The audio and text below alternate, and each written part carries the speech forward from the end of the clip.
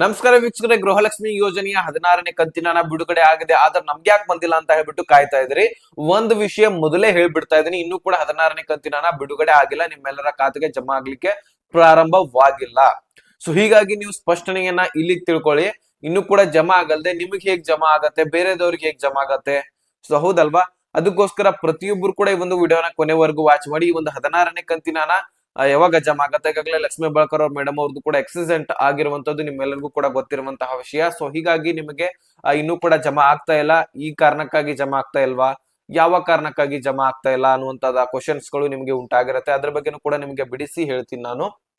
ಅದೇ ರೀತಿಯಾಗಿ ಇಂಥವರಿಗೆ ಮಾತ್ರ ಹಣ ಜಮಾ ಆಗತ್ತೆ, ಇನ್ನು ಉಳಿದಂತವರಿಗೆ ಜಮಾ ಆಗುದಿಲ್ಲ ಅನ್ನುವಂತಹ ಕ್ವಶನ್ಸ್ ಗಳು ಕೂಡ ನಿಮಗೆ ಉಂಟಾಗ್ತಾ ಇರುವಂತದ್ದು. ಒಟ್ಟಾರೆಯಾಗಿ ನಾನು ಗೃಹಲಕ್ಷ್ಮಿ ಯೋಜನೆಯ ಬಗ್ಗೆ ಸಂಪೂರ್ಣವಾಗಿ ಡೀಟೇಲ್ಸ್ ಅನ್ನ ಇದರೊಳಗೆ ವಿವರವಾಗಿ ನೀಡೋನಿದ್ದೀನಿ. ಸೊ ವಿಡಿಯೋನ ಕೊನೆವರೆಗೂ ವಾಚ್ ಮಾಡಿ. ಚಾನಲ್ಗೆ ಸಬ್ಸ್ಕ್ರೈಬ್ ಮಾಡಿ ಅಂದ್ರೆ ದಯವಿಟ್ಟು ಸಬ್ಸ್ಕ್ರೈಬ್ ಮಾಡ್ಕೊಳ್ಳಿ. ವಿಡಿಯೋ ಕೊನೆ ಒಂದು ಲೈಕ್ ಕೊಟ್ಬಿಟ್ಟೆ ವಿಡಿಯೋನ ನೋಡ್ಲಿಕ್ಕೆ ಸ್ಟಾರ್ಟ್ ಮಾಡಿ. ಈಗ ನಾನು ಡೈರೆಕ್ಟ್ ಆಗಿ ನಾನು ಟಾಪಿಕ್ ಬಂದ್ಬಿಡ್ತೀನಿ.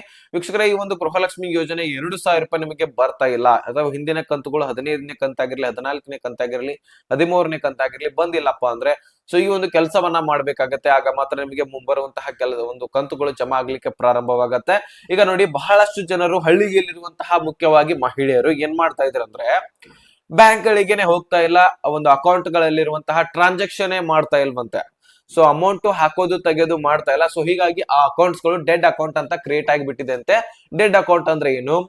ನೀವು ಆ ಒಂದು ಬ್ಯಾಂಕ್ ಪಾಸ್ಬುಕ್ ಅನ್ನ ಯೂಸ್ ಮಾಡ್ಕೊಳ್ತಾ ಇಲ್ಲ, ಅಕೌಂಟ್ ಗಳಲ್ಲಿ ಹಣವನ್ನ ಹಾಕೋದು ತೆಗೆಯೋದು ಮಾಡ್ತಾ ಇಲ್ಲ. ಸೊ ಹೀಗಾಗಿ ನೀವು ಅಕೌಂಟ್ಸ್ ಗಳು ಏನಾಗತ್ತೆ, ಇದು ಗೃಹಲಕ್ಷ್ಮಿ ಯೋಜನೆಯ ಇಲಾಖೆ, ಇದು ಮಹಿಳಾ ಮತ್ತು ಮಕ್ಕಳ ಅಭಿವೃದ್ಧಿ ಇಲಾಖೆ ತಪ್ಪಲ್ಲ, ನಿಮ್ಮ ತಪ್ಪಾಗತ್ತೆ. ಬ್ಯಾಂಕ್ ಗಳದ್ದು ತಪ್ಪಲ್ಲ, ಇದು ಟೋಟಲಿ ನಿಮ್ಮ ತಪ್ಪಾಗತ್ತೆ. ಯಾಕಂದ್ರೆ ಟ್ರಾನ್ಸಾಕ್ಷನ್ ಮಾಡಿಸ್ಕೊಂಡಿರೋದಿಲ್ಲ. ಹೀಗಾಗಿ ನಿಮ್ಮ ಬ್ಯಾಂಕ್ ಅಕೌಂಟ್ ಗಳು ಬ್ಯಾಂಕ್ ದವ್ರು ಏನ್ ಮಾಡ್ತಾರೆ, ನಿಮ್ಮ ಅಕೌಂಟ್ ಅನ್ನ ಆಕ್ಟಿವ್ ಇಲ್ಲ ಅಂತ ಹೇಳ್ಬಿಟ್ಟು ಅನ್ಆಕ್ಟಿವ್ ಅಂತ ಮಾಡ್ಬಿಟ್ಟು ಡೆಡ್ ಅಕೌಂಟ್ ಅಂತ ಮಾಡಿಬಿಡ್ತಾರೆ. ಸೊ ಹಲವಾರು ಬ್ಯಾಂಕ್ ಅಕೌಂಟ್ಸ್ ಗಳು ಈ ರೀತಿ ಆಗಿರ್ತವೆ. ನಿಮ್ದಷ್ಟೇ ಅಲ್ಲ, ಯಾರ್ಯಾರು ಟ್ರಾನ್ಸಾಕ್ಷನ್ ಅನ್ನ ಮಾಡೋದಿಲ್ಲ, ಸೊ ಅವರೆಲ್ಲ ಬ್ಯಾಂಕ್ ಅಕೌಂಟ್ಸ್ ಗಳು ಏನಾಗತ್ತೆ, ಡೆಡ್ ಅಕೌಂಟ್ ಅಂತ ಮಾಡತ್ತೆ.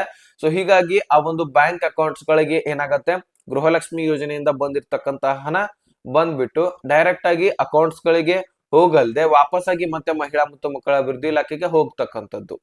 ಸೊ ಯಾಕೆ ಅಂದ್ರೆ, ನಿಮ್ಮ ಅಕೌಂಟ್ಸ್ ಡೆಡ್ ಅಕೌಂಟ್ ಆಗಿರುತ್ತೆ. ಅದನ್ನ ಸರಿಪಡಿಸ್ಕೊಳ್ಬೇಕಂದ್ರೆ ನೀವೇನ್ ಮಾಡ್ಬೇಕು, ಬ್ಯಾಂಕ್ ಗಳಿಗೆ ಹೋಗಿ ಸರಿಪಡಿಸ್ಕೊಳ್ಬೇಕಾಗತ್ತೆ. ಆಧಾರ್ ಕಾರ್ಡ್, ಪ್ಯಾನ್ ಕಾರ್ಡ್ ಹೋಗಿ ತೆಗೆದುಕೊಂಡು ಹೋಗಿ, ಫೋಟೋವನ್ನ ತೆಗೆದುಕೊಂಡು ಹೋಗಿ ಮತ್ತೆ ರೀ ಓಪನ್ ಮಾಡಿಸ್ಕೊಳ್ಬೇಕಾಗತ್ತೆ. ಮತ್ತೆ ಅದನ್ನ ಸರಿಪಡಿಸ್ಕೊಂಡ ತಕ್ಷಣ, ಈ KYC ಮಾಡಿಸ್ಕೊಂಡ ತಕ್ಷಣ ನಿಮಗೆ ವಾಪಸ್ಸಾಗಿ ಅಮೌಂಟ್ ಗಳು ಬರ್ತಕ್ಕಂತಹ ಎಲ್ಲಾ ಖಾತೆಗಳಿಗೆ ಅಮೌಂಟ್ಸ್ ಗಳು ಜಮಾ ಆಗ್ತಾ ಬರ್ತದೆ. ಇದನ್ನ ನೀವು ತಲೆಯಲ್ಲಿ ಇಟ್ಕೊಳ್ಳಿ. ಸೊ ಅಲ್ಲೇನೆ ಟ್ರಾನ್ಸಾಕ್ಷನ್ ಮಾಡ್ಬೇಕು. ನೀವು ಅದನ್ನ ಸರಿಪಡಿಸ್ಕೊಳ್ಳುವಂತಹ ಸಂದರ್ಭದಲ್ಲಿ 1,000 ಅಥವಾ 2,000 ಹಾಕಿ ತೆಗೆದುಕೊಂಡ್ರೆ ಸೊ ಆಮೇಲೆ ಎನ್ಕೊಂಡು ಸ್ಟಾರ್ಟ್ ಆಗ್ಬಿಡತ್ತೆ. ಸೊ ಹೀಗಾಗಿ ನೆಕ್ಸ್ಟ್ ಎಲ್ಲ ಕಂತುಗಳು ಜಮಾ ಆಗ್ತಾ ಬರ್ತದೆ. ಸೊ ಈ ರೀತಿನೂ ಕೂಡ ಬಹಳಷ್ಟು ಕಡೆ ಆಗಿದೆ ಅಂತ. ಸೊ ಅದಕ್ಕೋಸ್ಕರ ಲಕ್ಷ್ಮೀ ಹೆಬ್ಬಾಳ್ಕರ್ ಅವರು ಇದನ್ನೇ ಮೊದಲೇ ಅಪ್ಡೇಟ್ಸ್ ಕೊಟ್ಟಿದ್ರು. ಸೊ ನಾನು ನಿಮ್ಗೆ ಈಗ ತಿಳಿಸ್ಕೊಡ್ತಾ ಇದ್ದೀನಿ. ಅಕೌಂಟ್ಸ್ ಗಳು ಯಾರ್ಯಾರ್ದು ಡೆಡ್ ಆಗಿದೆ ನೋಡಿ, ಎಲ್ಲರೂ ಕೂಡ ಸರಿಪಡಿಸ್ಕೊಳ್ಳಿ ಅಂತ ಹೇಳ್ಬಿಟ್ಟು ಅಪ್ಡೇಟ್ ಅನ್ನ ಕೊಟ್ಟಿದ್ದಾರೆ. ಸೊ ಆದಷ್ಟು ಪ್ರತಿಯೊಬ್ಬರು ಕೂಡ, ಮುಖ್ಯವಾಗಿ ಹಳ್ಳಿಯಲ್ಲಿರುವಂತಹ ಮಹಿಳೆಯರು ಇದನ್ನ ಸರಿಪಡಿಸ್ಕೊಳ್ಬೇಕಂತ ಹೇಳಿದ್ದಾರೆ. ಇನ್ನು ಯಾರಿಗೆ ಹಣ ಜಮಾ ಆಗೋದಿಲ್ಲ ಅಂತ ಹೇಳೋದಾದ್ರೆ, ನಿಮ್ಮ ಒಂದೇ ಒಂದು ಊರಿನಲ್ಲಿದ್ದೀರಿ, ಸೊ ಒಂದೇ ಒಂದು ಏರಿಯಾದಲ್ಲಿದ್ದೀರಿ, ಒಂದೇ ಮನೆಯಲ್ಲಿ ಇದ್ದೀರಿ, ಓಕೆನಾ? ಸೊ ನಿಮ್ಮ ಮನೆಯಲ್ಲಿ 2ರಿಂದ 3 ರೇಷನ್ಸ್ ಕಾರ್ಡ್ಗಳಿದಾವೆ. ಅಂದ್ರೆ ನಿಮ್ಮ ತಂದೆಯದ್ದು, ನಿಮ್ಮದು, ನಿಮ್ಮ ತಮ್ಮ ಅಥವಾ ಅಣ್ಣಂದು. ಸೊ ಈ ರೀತಿ ನೀವು ಒಂದೇ ಮನೆಯಲ್ಲಿ ವಾಸವಾಗಿಬಿಟ್ಟು ಬೇರೆ ಬೇರೆ ರೇಷನ್ಸ್ ಕಾರ್ಡ್ಗಳನ್ನ ಸಪರೇಟ್ ಆಗಿ ಮಾಡಿಸ್ಕೊಂಡಿದ್ದೀರಿ. ಸೊ ಹೀಗಾದ ಕಾರಣಕ್ಕಾಗಿ ಗೃಹಲಕ್ಷ್ಮಿ ಯೋಜನೆಯಲ್ಲಿ ಏನಾಗತ್ತೆ, ಒಂದು ರೇಷನ್ಸ್ ಕಾರ್ಡ್ ಗಳಿಗೆ 2,000 ರೂಪಾಯಿದಂತೆ 3 ರೇಷನ್ಸ್ ಕಾರ್ಡ್ ಗಳಿದಾವ ನಿಮ್ಮಲ್ಲಿ. ಟೋಟಲಿ 6,000 ಹಣ ನಿಮ್ಮ ಖಾತೆಗೆ ಪ್ರತಿ ತಿಂಗಳು ಜಮಾ ಆಗತ್ತೆ. ಸೊ ಹೀಗಾಗಿ ಸರ್ಕಾರ ಏನ್ ಹೇಳುತ್ತೆ, ಈ ರೀತಿ ನೀವು ಒಂದೇ ಮನೆಯಲ್ಲಿ ಇದ್ಕೊಂಡು 3 ರೇಷನ್ ಅಥವಾ 2 ರೇಷನ್ಸ್ ಕಾರ್ಡ್ ಗಳನ್ನ ಮಾಡಿಸ್ಕೊಂಡಿದ್ದಾದ್ರೆ ಇದು ಕಾನೂನಿಗೆ ಅಥವಾ ಸರ್ಕಾರಕ್ಕೆ ವಿರುದ್ಧ. ಅದಕ್ಕೋಸ್ಕರ ನಿಮಗೆ ನಿಮ್ಮ ರೇಷನ್ ಕಾರ್ಡ್ ಗಳನ್ನ ನಾವು ರದ್ದು ಮಾಡ್ತಾ ಇದೀವಿ ಅಂತ ಹೇಳ್ಬಿಟ್ಟು ನಿಮ್ಮ ರೇಷನ್ ಕಾರ್ಡ್ ಗಳನ್ನ ರದ್ದು ಮಾಡಿಬಿಡ್ತಾರೆ. ಒಂದೇ ಒಂದು ಹಿರಿಯರ ರೇಷನ್ ಕಾರ್ಡ್ ಗಳನ್ನ ಉಳಿಸ್ತಾರೆ. ಅದರಲ್ಲಿ ನಿಮ್ಮೆಲ್ಲರ ಹೆಸರನ್ನ ಸೇರ್ಪಡೆ ಮಾಡಿಸ್ಕೊಳ್ಬೇಕು. ಅದರ ಅವಕಾಶ ಬಿಟ್ಟಾಗ ಮಾತ್ರ. ಇನ್ನು ಕೂಡ ಅದರ ಅವಕಾಶ ಬಿಡ್ತಾ ಇಲ್ಲ ಸೇರ್ಪಡೆ ಮಾಡಿಸ್ಕೊಳ್ಳೋದು ಹೆಸರನ್ನ. ಸೊ ಹೀಗಾಗಿ ನಿಮ್ಮ ಒಂದು ರೇಷನ್ಸ್ ಕಾರ್ಡ್ ಗಳನ್ನ ಸರಿಪಡಿಸ್ಕೊಳ್ಬೇಕಂದ್ರೆ ಇನ್ನು ಹಲವಾರು ವರ್ಷಗಳೇ ಹೋಗ್ಬಹುದು. ಅದನ್ನ ಯಾವಾಗ ಬಿಡ್ತಾರೆ ಗೊತ್ತಿಲ್ಲ. ರೇಷನ್ಸ್ ಕಾರ್ಡ್ ಗಳನ್ನ ಮಾಡಿಸ್ಕೊಳ್ಳೋದಾಗಿರ್ಲಿ ಅಥವಾ ತಿದ್ದುಪಡಿ ಮಾಡಿಸ್ಕೊಳ್ಳೋದಾಗಿರ್ಲಿ ಈಗ ಸದ್ಯದಲ್ಲೇ ಬಿಡ್ತಾರ ಅಂತ ಹೇಳಕ್ ಬರುದಿಲ್ಲ. ಅದಕ್ಕೆ ಟೈಮ್ ತಗೊಳುತ್ತೆ. ಅದಕ್ಕೋಸ್ಕರ ಪ್ರತಿಯೊಬ್ರು ಕೂಡ ನಿಮ್ಮ ಹೆಸರನ್ನ ಆ ಒಂದೇ ರೇಷನ್ ಕಾರ್ಡ್ ಗಳನ್ನ ಸೇರ್ಪಡೆ ಮಾಡಿಸ್ಕೊಳ್ಳಿ.